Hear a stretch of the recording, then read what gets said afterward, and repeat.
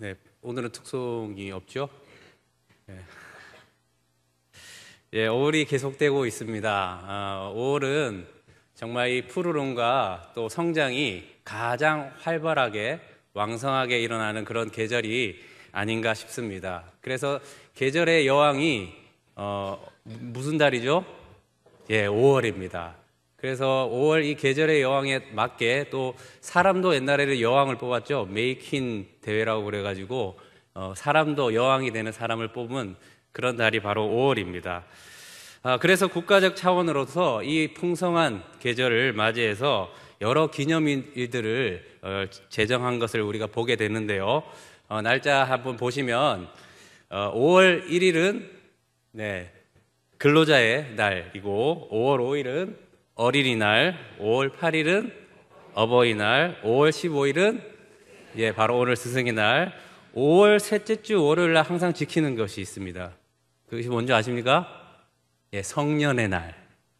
그리고 5월 21일도 아십니까 혹시? 둘이 하나 되는 부부의 날.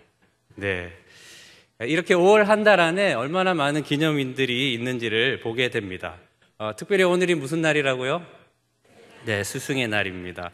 스승의 날 노래처럼 참되거라 바르거라 가르쳐 주신 그 스승들이 계신데 바로 그 스승의 날이 오늘입니다. 그래서 오늘 말씀을 한 절 보도록 하겠습니다. 전도서 12장 11절 말씀입니다. 구약성경 959면에 있는 전도서 12장 11절 말씀입니다.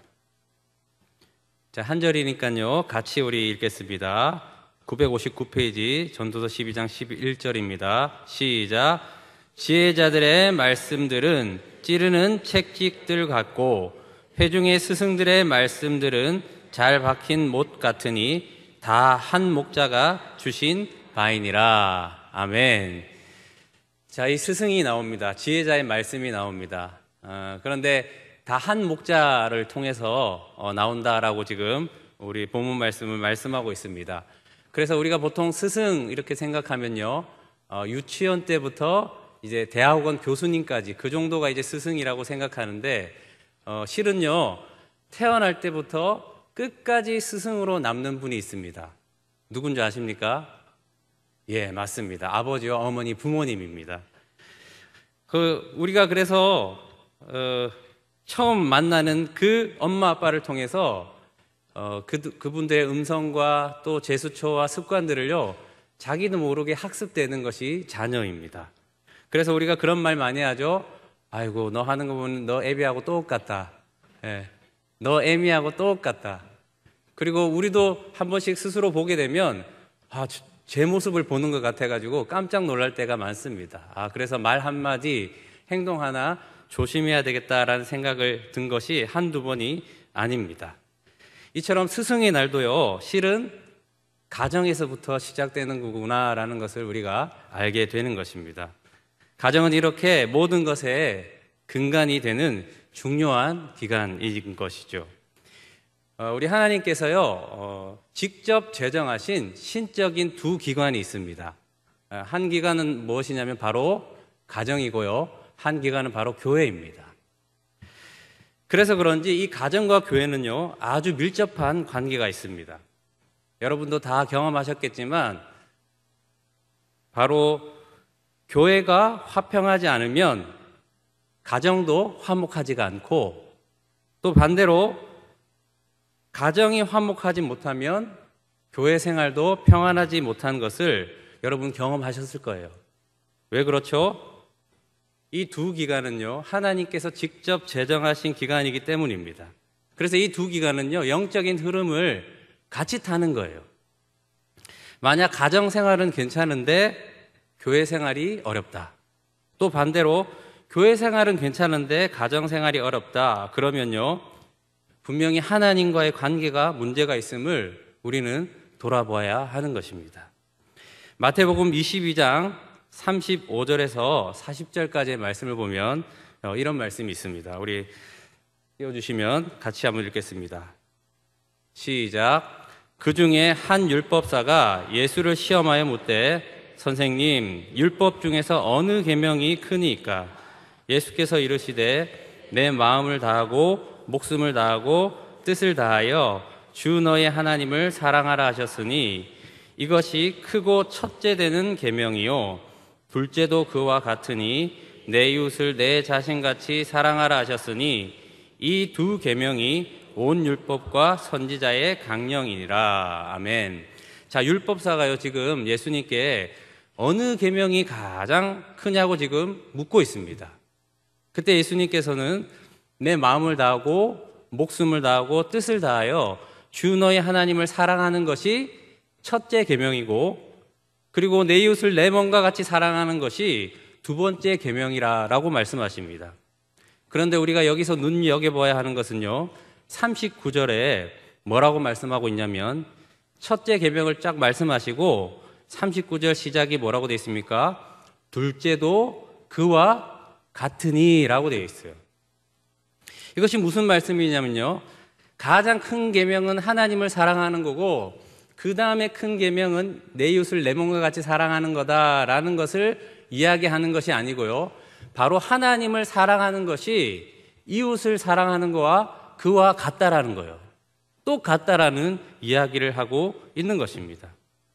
이것이 따로따로 이루어지는 것이 아니라 하나님을 사랑하는 것이 곧 이웃을 사랑하는 것으로 나타나게 되어 있다라는 것을 말씀하고 있는 것입니다. 마태복음 25장 말씀 한번 찾아보겠습니다. 이것은 같이 좀 직접 좀 찾아서 같이 보겠습니다. 마태복음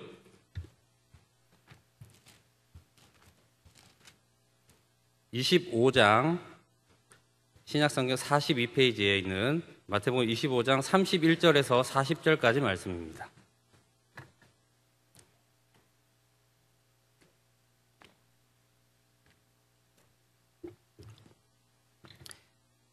자, 제가 읽겠습니다. 인자가 자기 영광으로 모든 천사와 함께 올 때에 자기 영광의 보좌에 앉으리니 모든 민족을 그 앞에 모으고 각각 구분하기를 목자가 양과 염소를 구분하는 것 같이 하여 양은 그 오른편에 염소는 왼편에 두리라.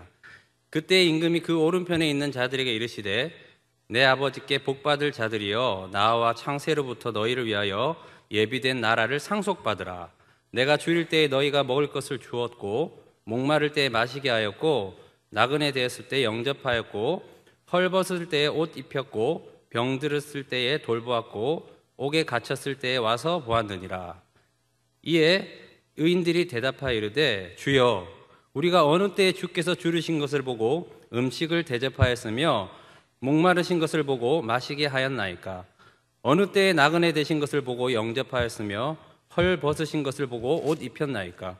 어느 때에 병드신 것이나 옥에 갇히신 것을 보고 가서 배웠나이까 하리니 임금이 대답하여 이르되 내가 진실로 너희에게 이르노니 너희가 여기 내 형제 중에 지극히 작은 자 하나에게 한 것이 곧 내게 한 것이니라 하시고 라고 말씀하고 있습니다. 자, 길었는데요, 대충 어떤 내용인지 아시겠죠? 자, 주님이 오른편에 있는 양들에게 내가 줄일 때 먹을 걸 주었고 목마를 때 마실 것을 주었고 나그네 되었을 때 영접하였고 헐벗을 때 입을 것을 주었고 등등 하면서 너가 나에게 그렇게 하였다라고 말씀하십니다. 그런데 양들은 뭐라고 얘기하죠? 내가 주님께 그렇게 한 적이 없어요 라고 이야기하고 있습니다. 그런데 그때 주님이 뭐라고 말씀하십니까? 내 형제 중에 지극히 작은 자 하나에게 한 것이 곧 나에게 한 것이다 라고 말씀하고 계십니다. 자, 그러면 그 다음 말씀 42절 한번 보겠습니다. 자, 제가 읽어드리겠습니다. 내가 줄일 때에 너희가 먹을 것을 주지 아니하였고 목마를 때에 마시게 하지 아니하였고 나그네 되었을 때 영접하지 아니하였고 헐벗을 때에 옷 입히지 아니하였고 병들었을 때에 옥에 갇혔을 때에 돌보지 아니하였느니라 하시니 그들도 대답하여 이르되 주여 우리가 어느 때 주께서 줄이신 것이나 목마르신 것이나 나그네 되신 것이나 헐벗으신 것이나 병드신 것이나 옥에 갇히신 것을 보고 공양하지 아니하더이까? 이에 임금이 대답하여 이르시되 내가 진실로 너희에게 이르노니 이 지극히 작은 자 하나에게 하지 아니한 것이 곧 내게 하지 아니한 것이니라 하시리니 그들은 영벌에 의인들은 영생에 들어가리라 하시니라. 자, 뭐라고 말씀합니까? 내가 줄일 때 먹을 것 주지 않았고, 목마를 때 마실 것 주지 않았고, 나그네 됐을 때 영접하지 아니하였고, 헐벗을 때 입을 것을 주지 아니하였다 하시면서 양과 반대되게 너희들이 나에게 그렇게 하였다라고 지금 말씀하십니다. 그때 염소들은 어떻게 이야기합니까? 우리는 주님께 그렇게 한 적이 없습니다. 적어도 사람에게는 그렇게 한 적이 있을 수 있으나 하나님께는 내가 그렇게 한 적이 없습니다 라고 지금 이야기하고 있는 것입니다. 자, 무슨 말씀이죠? 그때 주님이 이렇게 말씀하십니다. 지극히 작은 자에게 하지 않은 것이 곧 내게 하지 아니한 것과 같다라고 말씀합니다.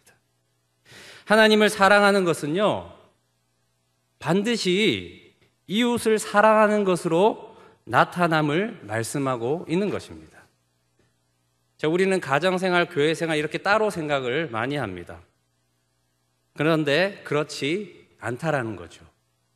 하나님을 사랑하면 우리가 속해 있는 가정에 이 사랑이 나타나게 됩니다. 가정을 돌보지도 않고 매일 술과 도박으로 나날을 보냈던 그 아버지가요, 영적인 배고픔으로 줄여 있는 모습으로 보이는 것입니다. 항상 지적만 하고 사랑한다는 말 한마디 해주지 않았던 어머니가 목마름에 허덕이던 그 어머니로 보이는 거예요. 항상 골칫덩어리인 자녀가 옥에 갇혀서 늘 눌려서 사는 나그네로 보이는 것입니다. 하나님을 그 사랑하는 그 사랑이요, 이 영적인 눈이 뜨인 한 사람을 통해서 가정이 변화되는 겁니다. 우리가 하나님을 사랑한다고 하면 가장 먼저 나타나는 곳이 바로 이 가정입니다. 그런데 우리가 이 가정에서부터 신앙생활이 나타나는데 우리가 밖에서는 얼마나 잘합니까? 그죠? 모든 것이 관계로부터 시작되니까 관계를 잘 맺어야 되니까 참을 때도 많고 흠잡힐 일 하지 않고 다투거나 싸우는 것도 피하려고 하고 좋은 평가를 받기 위해서 무단히도 애를 많이 씁니다. 교회에서는 정말 사랑이 많고 은혜가 충만한 그런 분입니다. 그런데 가정에서는 어떻습니까? 함부로 말하고 화내고 당신 때문에, 너 때문에 우리 가정이 불행하다고 생각하면서 남 탓을 합니다. 그런데 우리가 가만히 보아야 하는 것입니다. 왜 가정 생활이 어려운가라는 것입니다. 바로 이 하나님과 비뚤어진 내 관계가 문제인 거죠. 하나님을 진정으로 사랑하는 관계라면 아버지가, 어머니가, 남편이, 아내가, 자녀들이 어떻든 상관없이 끝까지 예수님을 통해서 먼저 받은 그 사랑으로 사랑하게 된다라는 것입니다. 골로새서 3장 23절입니다. 무슨 일을 하든지 마음을 다하여 주께 하듯 하고 사람에게 하듯 하지 말라. 자, 하나님의 사랑을 먼저 입은 자로 무슨 일을 하든지 그 사랑으로, 내 사랑이 아니라 하나님께 받은 그 사랑으로 모든 일을 주께 하듯이 하니까 그 한계 없이 신 그 주님의 사랑으로 가족들을 사랑하게 되는 거예요. 바로 하나님의 사랑을 먼저 입은 그 한 사람을 통해서 가정에 놀라운 변화가 나타나는 것입니다. 라디오에서요, 사연을 들은 적이 있습니다. 혼자 힘으로 가정을 돌보고 아이를 키워야 했던 한 여성이 있었는데요. 아침에는 택배 포장하는 일로 일하고 또 저녁에는 식당 일로, 그리고 밤에는 도시락 만드는 공장에서 일하는 한 여성이 있었습니다. 하루에 3군데를 다니면서 그렇게 열심히 가정을 돌보던 그런 분이었습니다. 그런데 이 고질적인 허리 통증이 있어서 참다 못 참아서 이제 다리가 저리는 게 발끝까지 와서 이제 병원에 간 거예요. 근데 병원에서 이제 진단을 받았는데요. 그 병명이요, 결핵성 척추염 하반신 마비증이라는 병이 왔는 거예요. 그래서 빨리 수술을 해야 된다라는 이야기를 듣고 이제 6개월이 정도 지나면 이제 걸을 수 있을 것이다라는 이야기를 들었는데 그래서 수술을 하게 되었습니다. 그런데 그 뒤로요, 이 여성은 한 번도 두 발로 걸어본 적이 없었다고 합니다. 의료사고가 난 거예요. 이 여성은요, 아직까지 아이도 어리고 남편이 사고로 죽어서 그로 인해 갚아야 할 돈도 있었기 때문에 그렇게 열심히 살았는데 모든 것이 끝난 거죠. 그래서 이 여성은요, 이 친정 엄마와 동생들이 사는 친정으로 가서 살 수밖에 없었고 몸을 못 움직이니까 친정 엄마와 동생들이 대소변을 받아야 되는 몸 하나 꿈쩍하지 못하는 그런 상황이 된 것입니다. 그래서 나는 왜 나에게 이런 일이 일어났을까? 세상을 원망하고 사람을 원망하며 이렇게 살 바에는 죽어야겠다라는 생각을 수십 번도 더하며 죽을 궁리만 하고 그렇게 지냈다고 합니다. 그러던 어느 날, 어느 때처럼 이제 어린이집에서 돌아온 그 아이를 옆에 누이고 이제 시장에 가신 어머니를 기다리는데 웬일인지 그때 따라 오시지 않는 거예요. 그래서 이제 해가 져서 방이 어둑어둑해지는데 불을 켜야 되잖아요. 그런데 그 아이가 닿는 곳에 스위치가 없기 때문에 불도 자기가 켜면 되는데 못 움직이니까 못 켜는 거예요. 그래도 그 자신의 모습을 비관하면서 눈물이 났는데 그나마 그래도 그 옆에 몸도 꿈쩍하지 못하는 엄마라고 옆에 누워있는 그 아이를 바라보면서 불쌍해서 아이가 그 불쌍한 눈물로 바뀌었다고 합니다. 그렇게 얼마쯤 지났을 때 어둠이 이제 눈이 적응이 됐을 때 옆에 누워있던 아이가 침대 밑으로 내려가더래요. 그래서 뭔가를 찾더니 무엇을 읽는 소리가 났다고 합니다. 바로 아이가 책을 읽는 소리가 나고 아이가 책 읽는 소리가 점점 더 자기 귀에 가까이에 들렸다고 합니다. 왜냐하면 자기가 몸을 못 움직이니까 고개도 이렇게 해서 못 보는 거예요. 그래서 아이가 책을 들고 와서 이제 자기가 볼 수 있는 시선까지 와서 이런 얘기를 했다고 합니다. 엄마, 이제 안 무섭지? 할머니가 올 때까지 내가 책을 읽어줄 테니까 울지 마. 하면서 더 큰 소리로 보이지 않는 책을 읽으며 자기를 쳐다보더랍니다. 그 순간 이 여성은요, 어두운 망망대해에서 푸른 등대의 그 빛을 보게 되었다고 합니다. 칠흑 같은 어둠 속에서 반짝반짝 빛나는 그 아이의 푸른 두 눈과 마주친 겁니다. 그때 그 아이의 눈에서 나오는 빛이 얼마나 선명하고 밝은지 왜 내가 살아야 할지를 알게 하는 생명의 빛이 되었다라고 이야기합니다. 그래서 이 빛을 보고 난 이후에 이 여인은요, 통나무처럼 뻣뻣하게 자기 몸을 그렇게 놔두었던 그 몸을요, 깨우기를 노력을 하고 그리고 마침내 자기 몸을 뒤집을 수 있는 데 성공을 하고 그리고 나중에는요, 자기 혼자 힘으로 앉을 수 있는 데까지 이르렀다고 합니다. 그래서 지금은요, 만화를 그리는 만화 작가로 살면서 독립을 해서 그렇게 아이와 살고 있다라는 이야기를 들었습니다. 여러분, 이 여인이 무엇을 경험한 거죠? 바로 그 아이의 눈을 통해서 어두운 현실 속에서도 살아야 할 그 이유의 빛을 보게 된 것입니다. 내가 몸을 움직이지 못하고 누군가의 도움이 없으면 물 한 모금도 먹지 못하는 그런 인생이지만 나를 엄마라고 걱정해주고 위로해주는 이 어린 자식의 눈에서 나오는 그 푸른 등대 같은 그 사랑을 통해서 한 여인의 인생이 그렇게 완전히 바뀌어진 것입니다. 기적이 일어난 거죠.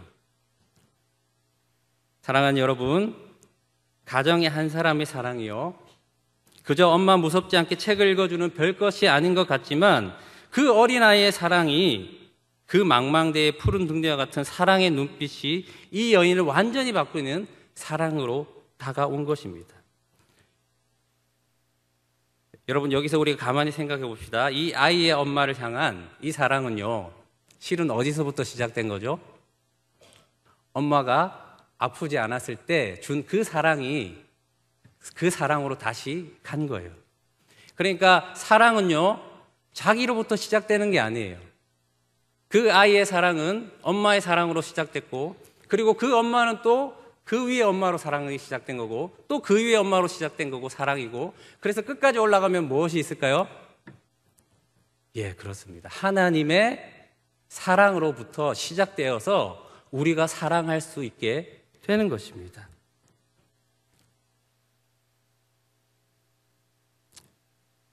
여러분, 그 하나님의 사랑으로 우리가 사랑할 때 불가능해 보이고 회복 가능성이 없는 그런 가정에 놀라운 변화가 나타나는 것입니다. 바로 하나님의 사랑을 먼저 받은 그 한 사람을 통해서 말입니다. 요한일서 4장 16절입니다. 하나님이 우리를 사랑하시는 사랑을 우리가 알고 믿었노니 하나님은 사랑이시라. 사랑 안에 거하는 자는 하나님 안에 거하고 하나님도 그 안에 거하시느니라. 요한일서 4장 19절 우리가 사랑함은 그가 먼저 우리를 사랑하셨음이라. 아멘. 소망 없는 나에게, 갚을 것 없는 나에게, 구원받을 조건이 아무것도 없는 나에게 주님은 아낌없이 십자가로 자기를 내어주신 것입니다. 주님이 먼저 나를 사랑하신 것이죠. 이 사랑을 알고 받은 자는요, 더 이상 자기로 살지 않습니다. 이제는 그 사랑을 준 자의 생명으로 살게 되는 것입니다. 마치 이런 것과 같은 거죠. 여러분 중에 어떤 한 분이 물에 빠져서 허우적됩니다. 그래서 제가 그걸 발견한 거예요. 그래서 열심히 수영을 해가지고 여러분 중에 한 명을 구하는 과정에서 저는 힘이 떨어져서 저는 물에 빠져 죽은 거예요. 자, 그러면 여러분 중에 한 분이 저를 통해서 살아났죠? 그러면 이 사람의 삶의 시작은 어떻게 될까요? 아, 다행이다. 나 살아서 다행이네. 이렇게 해서 전과 같이 똑같이 살까요? 아니죠. 내가 어떠한 생각을 가지고 삶을 대하는 태도를 어떻게 하고 살았는지를 알고 저의 생명으로 여러분은 살게 될 것입니다. 이런 거와 똑같은 거예요. 바로 전에는 내가 살았지만 이제는 나를 구해준 그 사람의 생명으로 살게 되는 것처럼 우리가 하나님의 사랑으로 산다라는 것은 이와 같은 것입니다. 요한복음 3장 16절입니다. 하나님이 세상을 이처럼 사랑하사 독생자를 주셨으니 이는 그를 믿는 자마다 멸망하지 않고 영생을 얻게 하려 하심이라. 아멘. 자, 우리가 예수님을 믿는다는 것은요, 더 이상 나로 살지 않는다라는 거예요. 이 점에 대해서 분명하지 못하기 때문에 우리가 예수님을 믿어도요, 삶의 변화가 없다라는 것입니다. 여러분, 예수님을 믿는다는 게 뭐죠? 나를 미워하는 사람을 사랑하지 못하고 나를 힘들게 하는 사람을 용서하지 못하고 세상을 원망하고 나는 왜 이런 집에 태어났어 스스로 비관하고 당신 때문에 너 때문에 우리 가정이 불행하다고 여겼던 그 내가 예수님과 함께 죽은 것을 믿는 것이 예수님을 믿는 것입니다. 내가 행복한 가정을 이루려고 애쓰고 노력하고 결단해도 결코 원수인 아버지, 어머니, 남편, 아내, 자녀들을요, 사랑할 수가 없습니다. 우리가 가장 상처를 많이 받는 곳이 어디죠? 네, 가정입니다. 옆집 아저씨 때문에 상처 많이 받지 않습니다. 옆집 아줌마 때문에 상처 많이 받지 않죠. 우리는 가장 가까운 이 가정 안에서 상처를 받고요, 상처도 주는 겁니다. 이런 상처가 많은 가정에서 내 힘으로, 내 노력으로, 내가 애씀으로 어떻게 사랑할 수 있겠습니까? 7번을 70번 어떻게 용서하고 사랑하겠습니까? 2번만 똑같은 거 해도 3-4번이라도 3-4번까지 참지만 우리는 사랑하지 못하는 자입니다.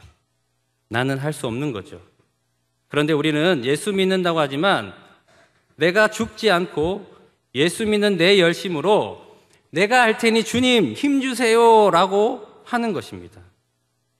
우리는요, 결코 이 온전한 사랑을 이룰 수가 없습니다.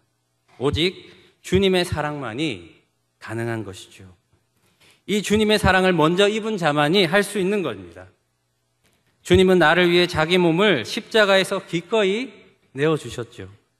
그리고 우리가 새롭게 시작할 수 있도록 불가능한 내가 이제 가능한 자로 살 수 있도록 이 십자가에 연합하여서 죽어서 새 사람이 되도록 다 이루신 그 십자가의 복음으로 우리를 부르고 계신 것입니다. 그 예수님의 십자가에서 용서하지 못하고 사랑하지 못하는 나도 주님과 함께 못 박혀 죽은 겁니다.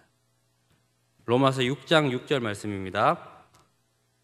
우리가 알거니와 우리의 옛사람이 예수와 함께 십자가에 못 박힌 것은 죄의 몸이 죽어 다시는 우리가 죄에게 종노릇 하지 아니하려 함이니. 자, 예수님께서 대신 죽어주신 그 십자가에 우리의 옛사람, 미워하고 용서하지 못하고 사랑하지 못하는 원망만 하고 살았던 내가 예수님의 십자가에 연합하여서 못 박혀 죽은 것입니다. 이 예수님과 연합된 죽음을 맞이한 사람은 어떻게 되죠? 로마서 6장 5절 말씀입니다. 만일 우리가 그의 죽으심과 같은 모양으로 연합한 자가 되었으면 또한 그의 부활과 같은 모양으로 연합한 자도 되리라. 아멘. 자, 주님과 함께 십자가에 못 박혀 내가 죽었다라고 믿는 자는요, 그렇게 죽은 자는 예수님과 함께 장사되고 3일 만에 부활하신 그 예수님과 함께 나도 부활의 생명으로 다시 태어난다라는 겁니다. 원망하고 불평하고 미워하고 용서하지 못하고 사랑하지 못하는 나는 죽고 이제 부활하신 예수님으로 살게 되는 것입니다. 십자가에서 다 이루신 그 사랑을 받음으로 내가 이제 새 사람이 되어서 새 생명으로 살게 됨을, 이제 예수님으로 살게 되니 하나님을 사랑하고 이제는 이웃을 사랑하는 자가 되는 것이죠. 사랑하지 못하고 용서하지 못하는 나는 죽은 것입니다. 갈라디아서 2장 20절입니다. 내가 그리스도와 함께 십자가에 못 박혔나니 그런즉 이제는 내가 사는 것이 아니요 오직 내 안에 그리스도께서 사시는 것이라. 아멘. 자, 예수를 믿는 자는요, 내가 그리스도와 함께 십자가에 못 박혀 죽고 이제는 내가 사는 것이 아니라 예수님으로 산다는 것을 믿고 사는 자입니다. 날마다 이 십자가의 복음을 통해서 내가 죽었음을 믿고 이제는 예수님으로 살게 되니 원수까지도 이제 사랑하게 되는 자가 되는 삶의 놀라운 변화가 나타나는 것입니다. 사랑하는 여러분, 예수님으로 산다는 건요, 이렇게 큰 복이 있는 거예요. 주님의 사랑을 먼저 입은 이 한 사람을 통해서 주님은 모든 것이 가능한 분이니 도저히 바뀌지 않을 것 같은 우리 가정, 소망이 없는 우리 가정이 회복되는 거예요. 사랑으로 다시 하나 되는 가정이 되는 것입니다. 여러분, 이렇게 예수 믿고 사는 한 사람을 통해서요, 이제는 그 마음에 평강이 임하게 되는 거죠. 그래서 이 가정의 고난이요, 여러분에게 복임을 알게 될 것입니다. 왠 줄 압니까? 이제 드디어 내가 사는 것이 아니라 예수로 사는 생명이 됐으니 예수님은 그 한없는 사랑으로 그 원수까지도 대신 죽어줄 수 있는 사랑이 내 마음에 들어왔으니 이제는 그 생명으로 내가 사랑할 수 없는 그 원수까지도 사랑하게 되는 거예요. 여러분, 흥분되지 않습니까? 예수로 산다라는 건요, 그래서 세상에서 바꿀 수 없는 가장 귀한 복입니다. 베드로전서 2장 21절에 보면 우리를 부르신 이유에 대해서 말씀하십니다. 자, 보겠습니다. 이를 위하여 너희가 부르심을 받았으니 그리스도도 너희를 위하여 고난을 받으사 너에게 본을 끼쳐 그 자취를 따라오게 하려 하셨느니라. 자, 우리를 부르신 이유가 뭐라고요? 예수님이 가신 그 고난의 길을, 자취를 본을 보여서 따라오게 하신다는 거예요. 그런즉 이제는 내가 사는 것이 아니라 예수로 살게 되므로 우리를 부르신 이유가 바로 그 자취를 따라오게 하시는 그 부르심의 이유가 있다라는 거예요. 단순히 예수 믿어서 내가 이 땅에서 복 받고 건강해지고 하는 일이 잘 되고 하는 것 때문에 예수 믿는 게 아니라는 거예요. 예수님이 고난으로 가신 그 본을 보이신 그대로 그 자취를 따라올 수 있도록, 그것이 가장 하나님께서 이 땅에 우리를 보내신 그 목적을 이루는 것으로 그렇게 복되게 살게 하신다라는 겁니다. 자, 어떤 자취인가 우리 보겠습니다. 그 다음 말씀 22절 23절입니다.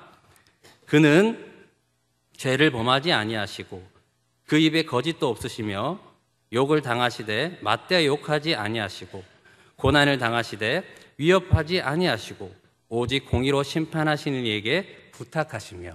자, 욕을 당할 때, 내가 살았을 때는 어떻죠? 욕을 당하면 어떻게 해요? 여러분 쌍욕 하시잖아. 그죠? 자, 이제는요, 내가 죽었고 이제 예수로 살기 때문에 어떻게 된다고요? 맞대어 욕하지 아니하게 된다라는 거예요. 자, 이제 고난을 당해도, 자, 고난을 주는 사람을 어떻게 한다고요? 우리는 배로 갚으려고 하죠. 그리고 저주를 퍼붓습니다. 근데 고난 주는 그 사람을 어떻게 해요? 위협하지 않게 되고 오직 공의로 심판하시는 이에게 하나님께 맡겨드리는 거예요. 그리고 나는 무엇만 합니까? 사랑만 하는 거예요. 그래서 그 마지막 절정이 뭡니까? 그 다음 말씀 베드로전서 2장 24절 같이 읽겠습니다. 시작. 친히 나무에 달려 그 몸으로 우리의 죄를 담당하셨으니. 아멘. 자, 우리도요, 예수님처럼 누군가를 위해서 대신 죽어주는 그 십자가를 이루는 삶을 살게 된다라는 거예요. 여러분, 이것이 내 노력으로 되는 겁니까? 내 애씀으로 되는 거예요? 내 결단으로 되는 겁니까? 아닙니다. 내가 죽고 이제는 예수님으로 사는 자가 될 때 이렇게 살게 되는 거예요. 오늘 설교 제목은 좋은 스승과 제자입니다. 본을 끼쳐 따라오게 하는 자가 스승이고 그것을 따르는 자가 제자입니다. 좋은 스승은 좋은 제자를 낳게 되죠. 가정에서부터 시작되는 좋은 스승과 제자는요, 다 한 목자에서 나온다라고 말씀하고 계십니다. 좋은 한 목자, 바로 예수님으로부터 시작됨을 말씀하고 있습니다. 혹시 이 중에 너무나도 어려운 가정의 문제로 불화를 겪고 계신 분이 있으십니까?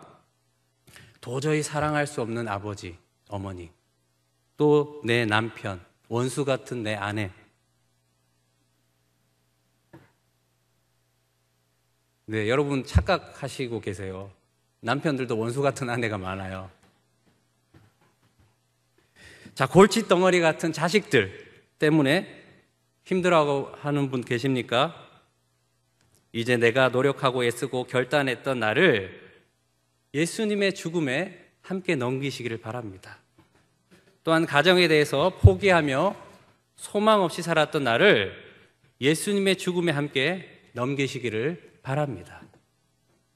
제가 7살 때 이혼한 가정에서 살았습니다. 한참 이제 아이들이 엄마가 필요한 시기였죠. 그래서 지금은 그렇지 않은데 제가 어릴 때 가장 싫어했던 날이 소풍입니다. 그리고 운동회고요. 소풍이고 운동회면 엄마들이 다 그때는 왜 그랬는지 다 같이 따라오시고 그랬어요. 그렇죠? 그래서 소풍 때가 돼서 이제 밥 먹는 시간이 되면 저는 부끄러우니까 엄마가 없는 게 한 반에 70명 정도 됐는데요. 지금은 이혼한 가정이 많지만 저 때만 해도 한두 명 있을까 말까 했습니다. 한 반에 이혼한 가정의 아이들이. 그래서 이제 엄마 없는 게 부끄러우니까 소풍 때 이제 저 안 보이는 산 중턱의 나무의 사이에 가서 혼자 도시락 까먹고 그리고 내려오고, 운동회 때 되면 또 그 돗자리 그 그늘에서 막 삼삼오오 모여서 밥 먹을 때 저는 이제 수도가 가서 배를 채우고 그런 어린 시절을 보냈습니다. 저에게 있어서 그래서 엄마는요, 나를 버린 사람이죠. 그런데 제가 예수 믿고 거듭나서 내가 죽고 예수로 살게 된 그 다음부터 놀라운 일이 벌어지게 되었습니다. 이제 어머니와 연락도 하고요. 그리고 명절 때 명절을 같이 보내고, 또 작지만은 용돈도 보내드리고, 또 전화 통화하면서 사랑한다는 얘기도 하고. 어떻게 이런 놀라운 일이 있었을까요? 제가 예수로 사는 자가 되고 난 이후에 어머니와 만나서 그 얘기를 했습니다. 엄마, 나한테 미안해하거나 또 나를 불쌍히 보는 그런 내가 이제 아니다. 생일을 저주하고 나는 왜 이런 집에 태어났을까? 생일을 저주하고 또 세상에 대해서 원망해서 오토바이 타다 죽는 게 꿈이어서 살았던 나. 그래서 그 분을 친구들 돈 뺏고 이런 거에 했던 나. 그런 나는 죽었다라고 얘기했습니다. 예수님과 함께 죽었고 나는 이제 예수님의 생명으로 새 사람이 되었다. 그러기에 나에게 미안한 감정이나 또 그런 것 갖지 않으셔도 된다. 그리고 어머니를 나는 그전에는 원망의 대상이고 또 나를 버린 엄마였지만 나는 죽었기에 이제는 나는 엄마를 용서합니다. 사랑합니다. 그리고 엄마에게도 얘기했어요. 혹 내가 자녀지만 분명히 엄마도 나 때문에 상처받은 게 있을 것이다. 엄마, 내가 그때는 예수로 거듭나지 않아서 그렇으니까 용서해 주세요. 그 이후로 이런 일들이 나타난 것입니다. 불가능한 일이 일어난 거죠. 여러분, 이게 예수 믿는 기적입니다. 여러분, 가정이 여러 어려움들이 있으시겠지만요, 포기하지 마십시오. 낙심하지 마십시오. 예수님의 사랑에 눈뜨인 그 한 사람을 통해서요, 가정에 그 푸른 등대의 아이의 눈빛을 보고 그 가정이 변화된 것처럼 우리에게도 그 예수 믿는 믿음을 통해서 가정의 놀라운 변화가 반드시 나타날 것입니다. 내가 노력하고 애쓰고 결단해서 되는 것 아닙니다. 오히려 나 때문에 주님이 일하시지 못하는 거예요. 나는 어떻게 해요? 예수님과 함께 죽어야 되는 거예요. 그리고 이제는 내가 사는 것이 아니요, 내 안에 그리스도께서 사신다라는 그 복음의 말씀을 믿는 믿음으로 살아갈 때 이제는 예수님이 사니 놀라운 구원의 역사가 안 일어날 수가 없게 되는 것입니다. 그것이 바로 예수 믿는 사람들의 기적이라는 것입니다. 예수님께서 십자가의 대신 죽음으로 이뤄놓으신 이 십자가의 구원의 말씀을 믿는 믿음 안에 계시기를 바랍니다. 그럴 때 드디어 예수님이 일하시는 것입니다. 네, 우리 함께 오늘 말씀을 좀 기억하시면서 우리 함께 찬송하겠습니다.